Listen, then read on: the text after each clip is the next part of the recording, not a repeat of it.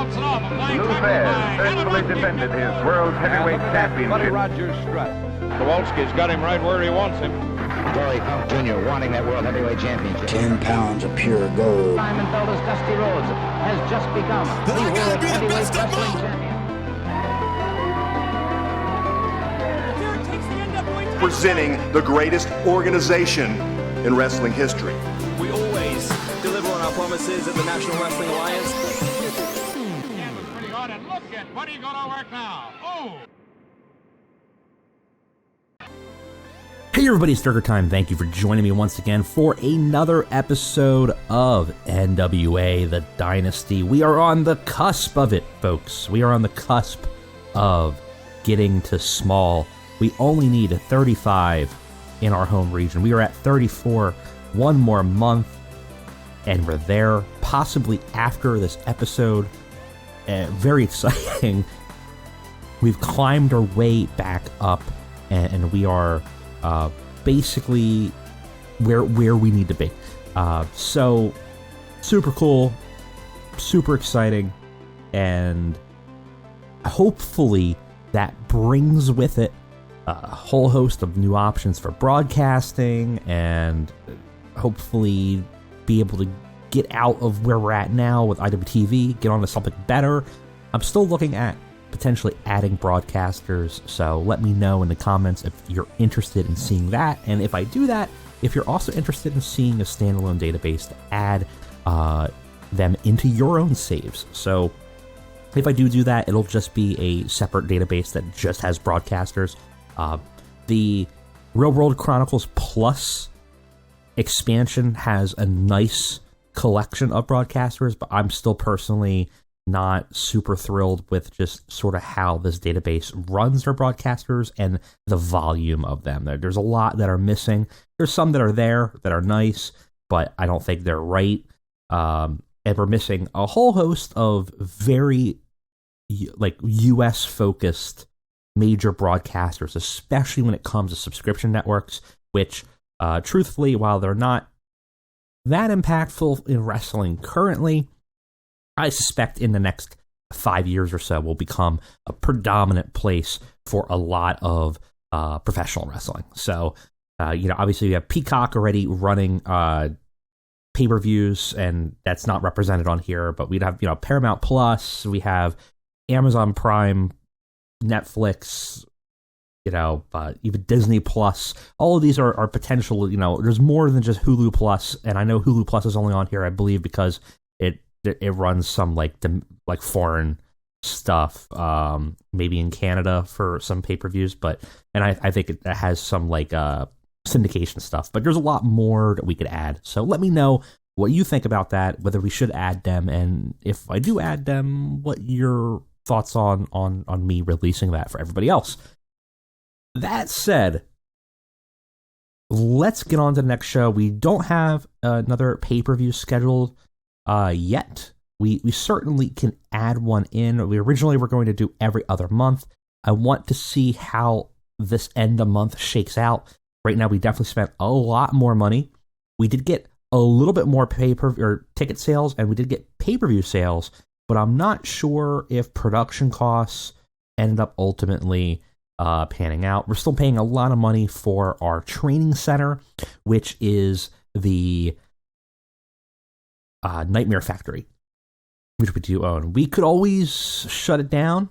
We can never downgrade, but I don't want to do that yet. We certainly can, and then if we did that, we actually would be cash positive already. But that is part and parcel. But Cody wanted a Nightmare Factory with him, and that was his demand. So as of right now, that is what we're kind of running with, and that's what we're going to do. We do have a bunch of morale issues. Not sure why. Being left off of Cody Verse. Well, you know what? Oh, well. Cody irritated about being left off of Worldwide 2 times in a row. Brock Anderson irritated at being left off of some shows. So we got to keep those in mind, and how many? Just a couple. Juice Robinson ready to come in tomorrow. Matt Cardona, I believe, is still injured. going to be available in 29 days. Matthias Breeze going to be back in action within 6 days. And then we also picked up another one I'm sure you've seen on here, and I haven't mentioned it. We managed to get Bobby Roode from WWE is going to be joining us in NWA. I think it's going to be a great top of the card. I would have to imagine he's already probably going to be listed as major star. He's going to be a huge player for us, even with his age. I'm a big Bobby Roode fan. I'm especially a big like NXT era Bobby Roode fan. I think the glorious gimmick is great.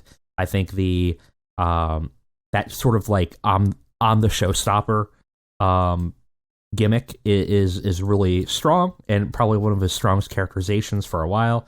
But his work in TNA obviously also fantastic. I think he will be a great addition to our NWA, and I think we'll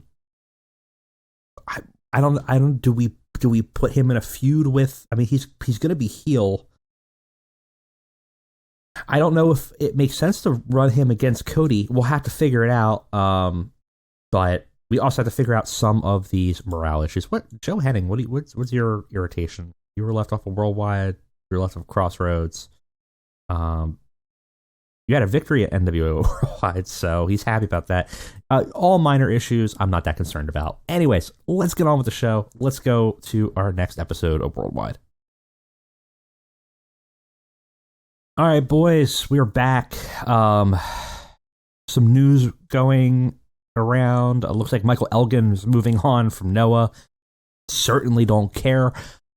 But some other interesting people in weird situations. I got notice that besides the typical stuff of our deal expiring, Juice Robinson joining us officially, some loans going on, Sami Zayn, who I have on a short list, has left the WWE.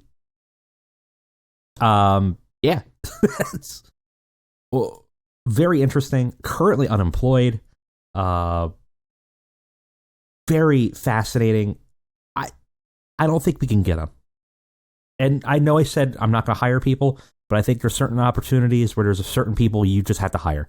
And yeah, he wouldn't even do it. So we're going to keep him on a short list. We're going to keep an eye out for him. But would be a great pickup if we ever could. Perhaps when we get too small, we could pick up El Generico and bring him into the fold. And we'll have to decide how to run him. Because he's been so long unmasked that I feel like Sammy is a person that would not go mask again. Full disclosure, I'm a huge Sami Zayn mark.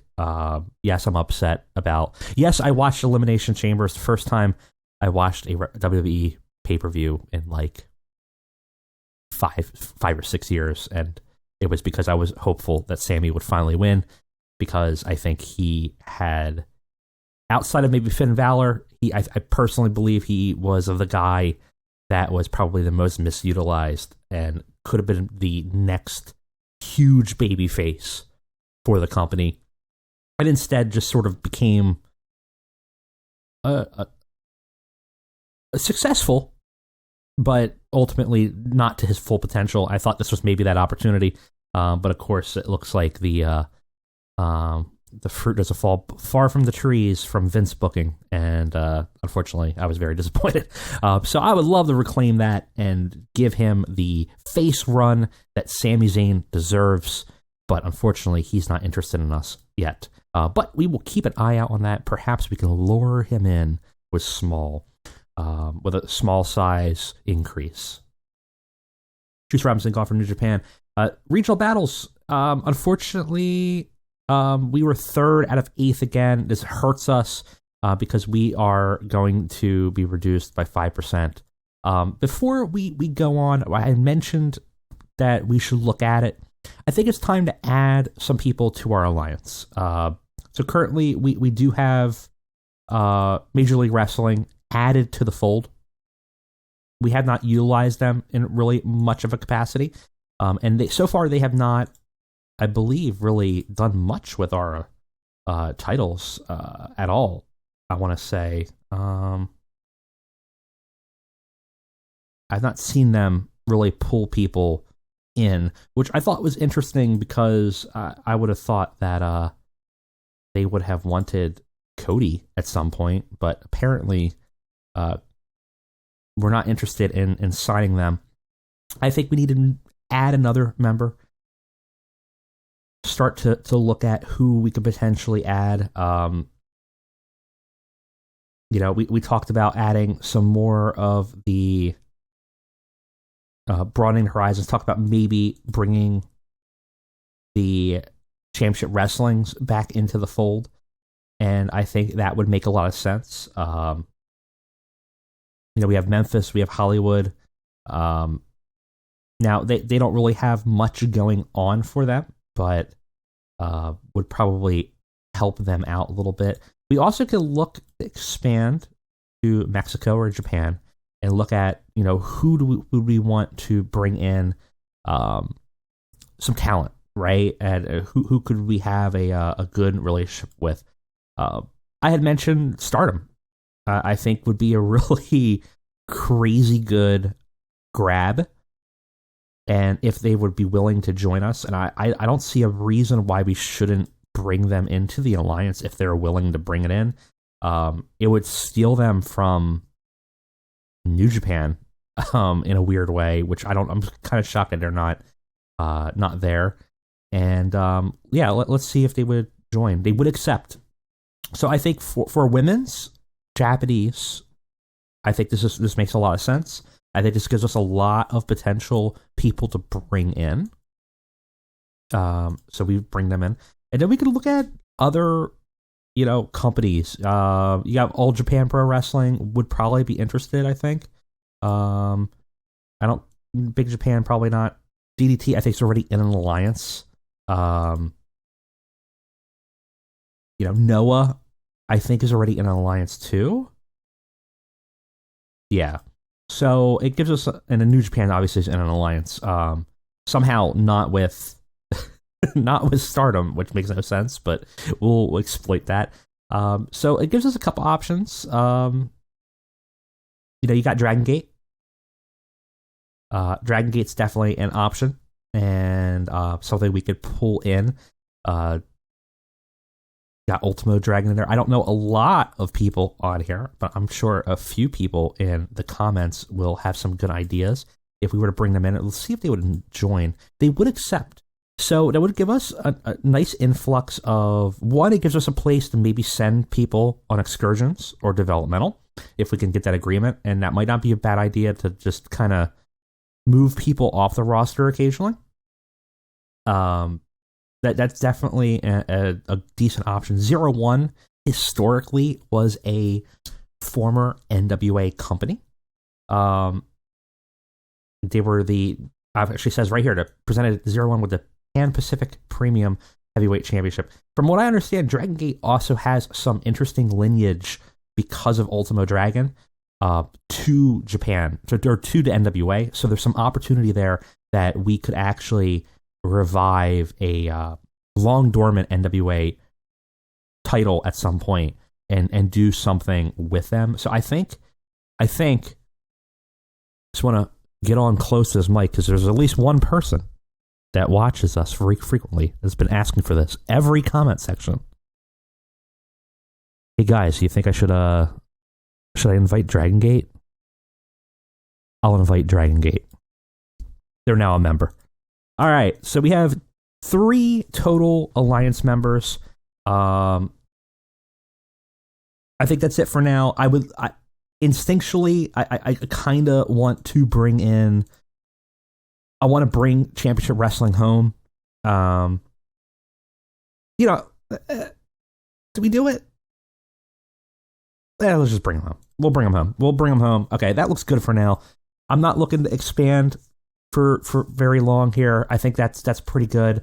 At this point, we also should look at what titles are out there for purchase. What weird classic titles for us exist. So, you have the Dragon Gate USA title for them could bring into the fold, obviously.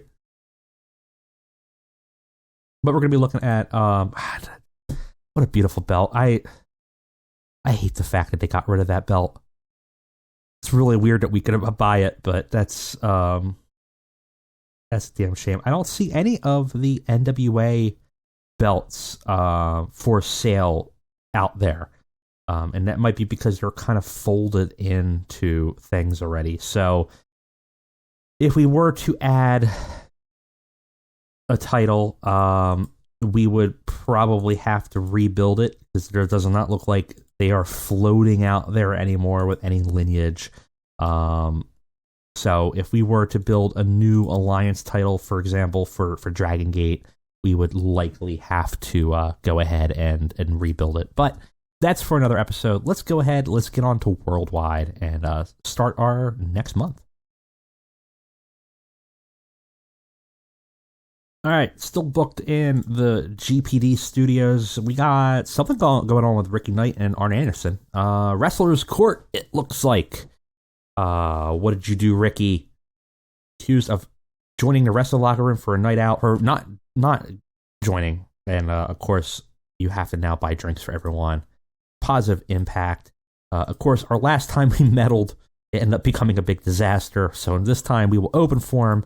Hopefully, get some of those irritations out of the way. This is the cheapest way of removing some of these minor morale boosts. After a couple times of irritations, we can kind of get that all quashed and have no problem. We are looking at 208 fans. That's really good. That's a sellout, I believe, for us. Wow. Okay. So very solid. Still at 34.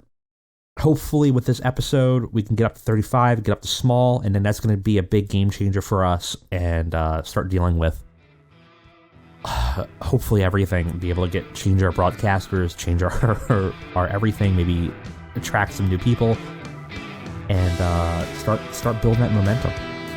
Let's go ahead. Let's book this show, and I'll catch you guys on the flip.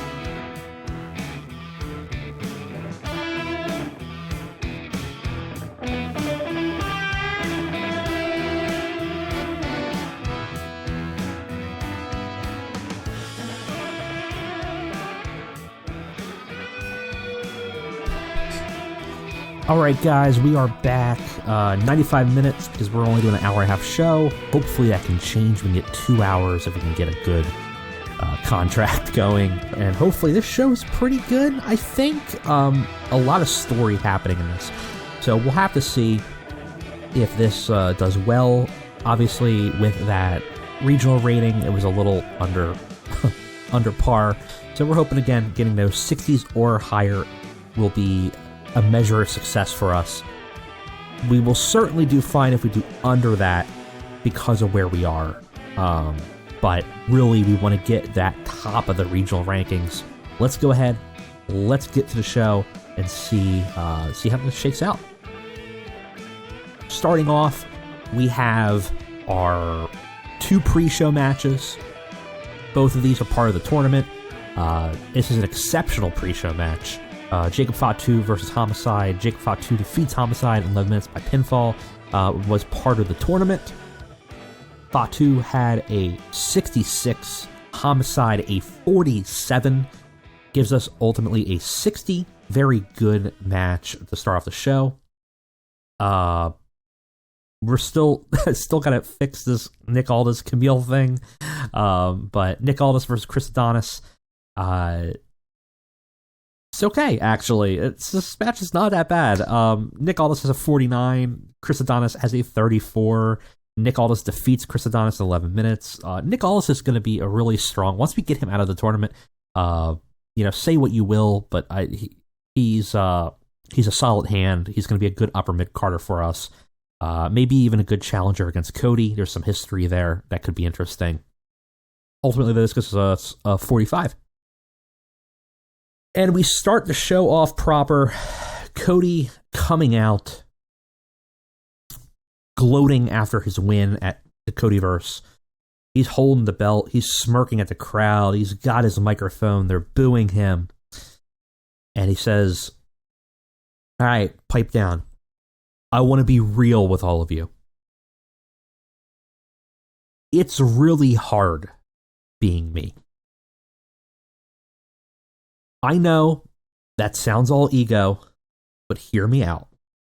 You can boo me. You can cheer me. Whatever. Just listen. He looks to the crowd. They simmer down a bit as some of that ego of Cody kind of begins to shed, and it's almost like normal Cody's coming back a little bit. He continues and he says, it's hard to live this life. As a second-generation wrestler, you are born with advantages, but also with tremendous expectations put upon you. My father was a legend. He was a legend that helped build this. But he's also a legend elsewhere. And I'm supposed to fill those shoes? And you're told at a young age, you have to measure up to that. I don't know. I don't know if I ever could. I don't know if I ever can. I don't know if I ever will. His eyes begin to glare at the crowd. A little bit of a darkness kind of forming in there.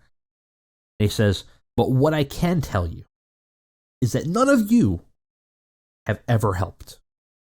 Even when you pretended that you were behind me, I always knew that the other shoe would drop. You're fickle. You're ignorant know-it-alls. You think that you know me. You think you know this industry. You think you know what's best for it. And the moment you had an opportunity to tear me down, you did. And you tried to push me down and you try to snuff me out. And it's all because of those expectations put upon you as a second generation star. So this does pretty well. Gets the crowd, but doesn't get the crowd hotter, but he does a masterful job of him improvising with the crowd. It gets a 67, and he continues. We actually have 2 segments here.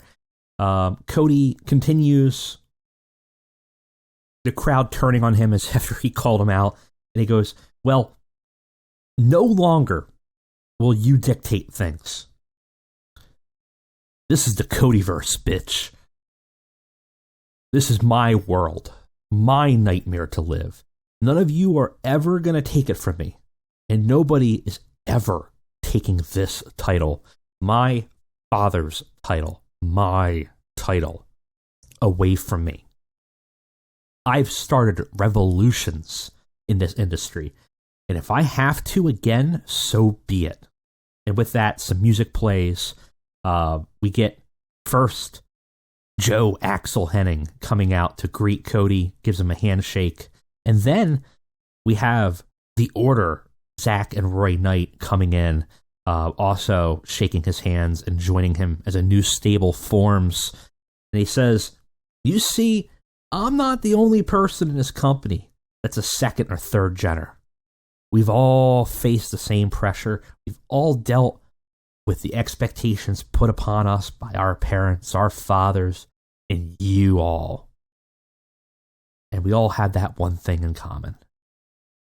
Ultimately, we all hate you. We all hate what you try to make us be. We all hate the standards you put upon us that we can never achieve. So instead, we're going to work for ourselves now. Welcome to the Dynasty. The crowd continues to boo. After they kind of revel in their new stable, Ace Austin comes out. He's still looking mad, feeling like he did not get a fair shake. He got stuck in a triple threat. He got attacked by his own teammate by accident. And he goes, Cody, the only dynasty around will be mine, because this is the Ace Austin era. That belt was mine, and it was stolen from me. It was never yours. And it was stolen from me again at that last pay-per-view at Enter The Cody Verse. Cody smirks, goes, you want to fight me? Well, how about you have a little group, you bring your boys, and my army is waiting. So Cody has built a new stable. He's calling it the Dynasty. It seems to be focused on giving opportunities to second and third generation stars. Obviously, it is about insulating himself and protecting himself. And Ace Austin is not done with this all. He wants to challenge Cody still. He wants that title. He will do anything for his title back. And we have a match tonight with some of the members of the Smoking Aces and Ace Austin versus Cody and some of his crew here. Now, we move on to one of our other Memorial Tournament matches, Lance Archer versus Black Taurus. Big meaty men slapping meat here. This doesn't do great. Kind of shocked that it didn't. This was a car crash match, I think, so that may have hurt us. We could check the dirt sheet and see if it gives us an idea of why. Penalized for stamina. Okay. Penalized due to a lack of associated storyline. That's possible. Odd face heel combination. So that looks like maybe that was some of our problems here. But we have two big meaty men slap meat. Lance Archer actually defeats Black Taurus in 11 minutes. Gets him with a faster roll up. Taurus coming out looking still very strong. Lance Archer just having a little more experience, able to one up him here. And I would have expected this match to do a lot better, but unfortunately, I guess because of those penalties, it did not. And we'll have to check the ratings board here, but Lance Archer looking in a dominant position going forward. Black Taurus also in a dominant position in this tournament, but now having lost to a big hitter here. Black Taurus, though, not happy, rages after the match. He is tearing things up like a bull. Like he is running to the timekeeper's table. He is throwing things, and he actually takes a staff member and throws them through the timekeeper's table, and then runs out. At the whole time, obviously, just turning into like a literal feral animal. Does not seem like Black Taurus likes to lose. Alley Catch ringside, watching it all. Starting to smirk, but also looking a little horrified by the end of it. Her pet bull, causing some damage, and maybe she doesn't have as much control over him as she thought. Afterwards, we go to the backstage. We got Arn Anderson chilling with the boys, Brock Anderson and Brian Pillman Jr. Brian Pillman and Brock Anderson haven't been on for a while, but they previously had kind of defended against Ace Austin and Smoking Aces, and they've kind of bonded a little bit and had a bit of a friendship, and it seems like they're going to be continuing that. Pillman Jr. and Arn and Brock are all together. Arn's doing most of the talking, and Arn Anderson says that the Pillmans and the Andersons have a deep history. And in the events of the last few weeks, he's proud to say that Brock and Brian Pillman are going to be continuing to wrestle together as a team. He's helped train and coach them. He's really excited about what they can do. He's dubbed them the New Horsemen. So we have Pillman Jr.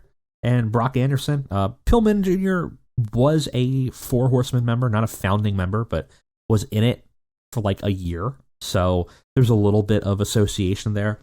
Ultimately, the hope here is that we can get Brock some momentum and help build him up. Brian Pillman Jr. already relatively successful for our NWA save.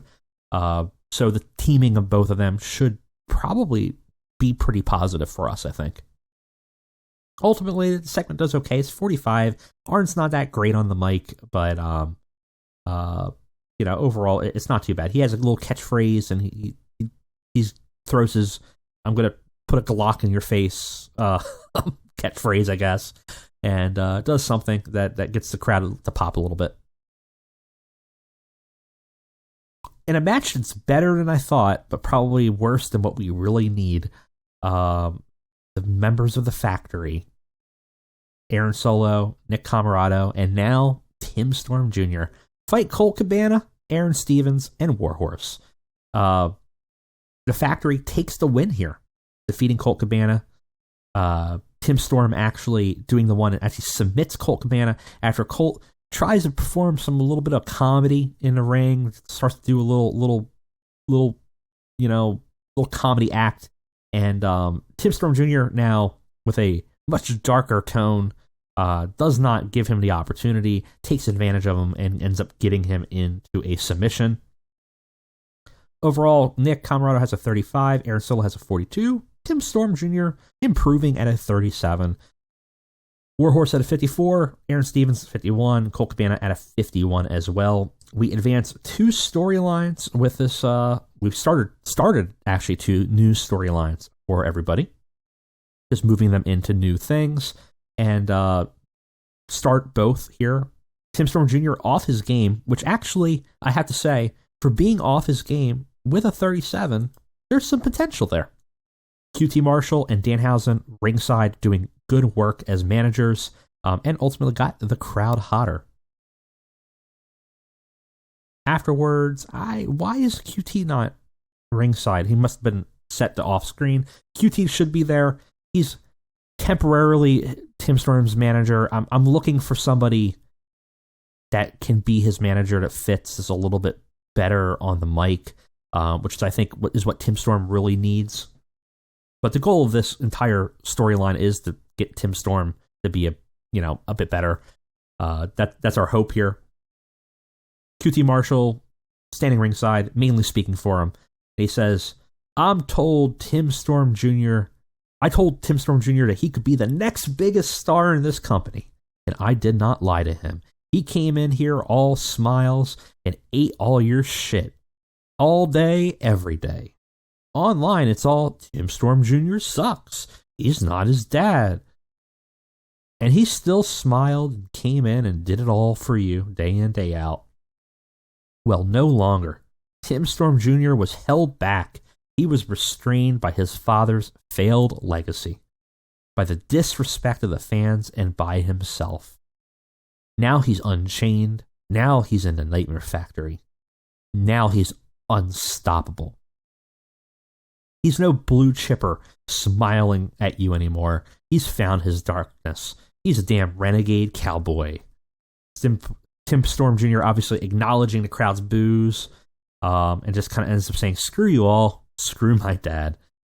So we got, a typical dark turn for Tim Storm Jr. He's found that darkness. QT Marshall said he needed to see that killer instinct to succeed. Seems like he brought it out. Jr. is now the equivalent of the Spider-Man 3 Venom saga here. He's definitely a little punk. He's a little Bully Maguire, and he's out there ready to just be mean for the first time. I'm hoping this storyline works. We'll see, but I think we need to get a manager that can speak for him a little bit better. And ultimately, the goal is to kind of boost them up with some positive wins here. So we'll see. We'll see how it goes. In a absolute dog shit match, we have the New Horsemen versus Dynamic Duo on their way out to Jobtown. Was not worth even putting them in here.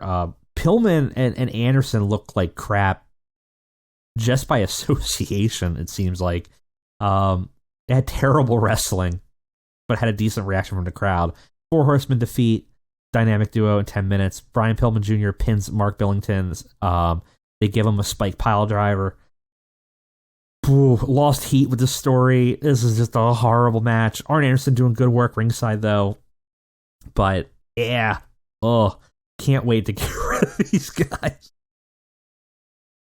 Backstage, got a good segment that kind of solve some of that negativity. Aaron Stevens backstage, he's fuming over the loss earlier. Colt comes in trying to console him.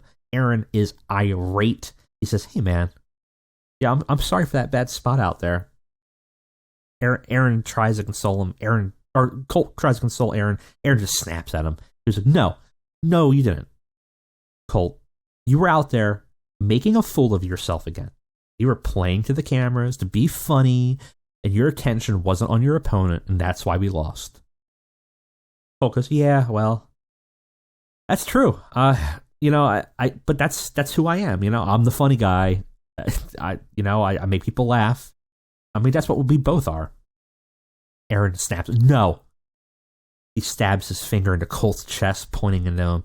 We are not the same. You may be content to be a clown out there, but I am a serious competitor.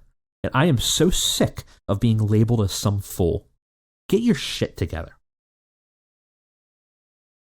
So again, we're hinting at a heel turn. Aaron is very upset about Colt's antics.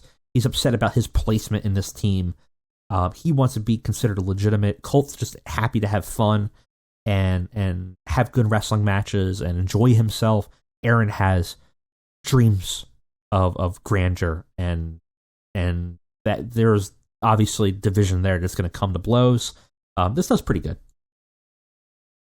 Afterwards, Jamie Hayter comes out to confront Allison Kay in the ring.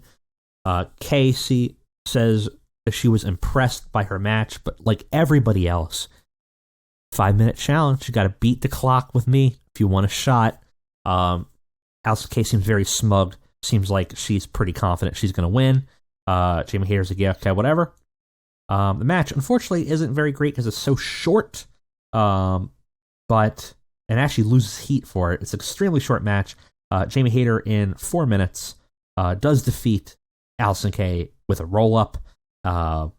Fortunately, we lose heat. Bad segment rating. Could have gone longer, but it was a beat-the-clock match. I'm probably not going to do that again, but we do now have legitimacy that Jamie Hayter is now number one contender.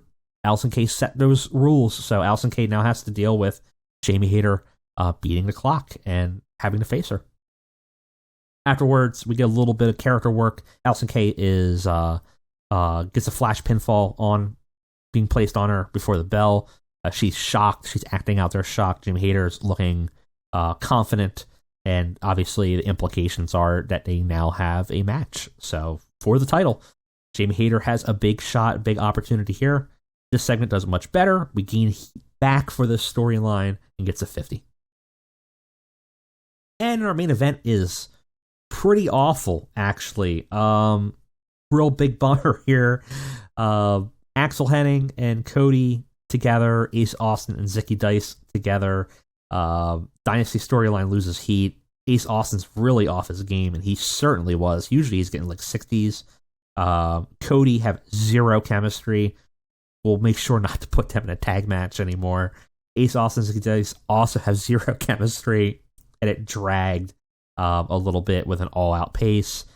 Real big bummer of a match here. Cody and Brandy have good chemistry. Got the crowd buzzing. Joe Henning foreshadowing a face turn. We got to change that because he's certainly not going to be face anymore. This had fantastic heat, though. Ultimately did have good wrestling. Again, this is a good match for us normally, but not good for our regional battles. So a big bummer. Cody and Axel Henning here defeat Ace Austin and Zicky Dice. 20-minute match. Cody pins Zicky Dice with a crossroads after Brandy Rhodes interferes.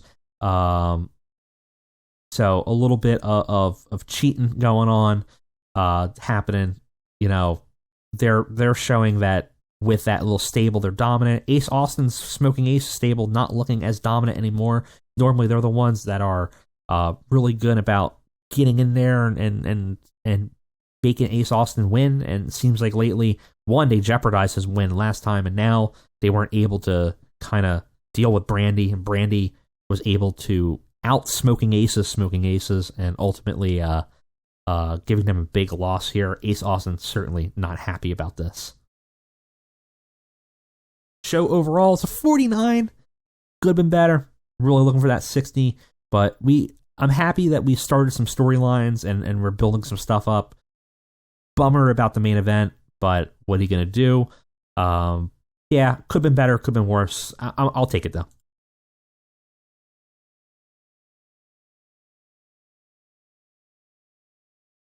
All right, folks, let's take a look here. What we got? Worldwide figures at 20,000, not too bad. Arn Anderson saying Nick Comrade is charismatic. I can see this kid doing well in the future.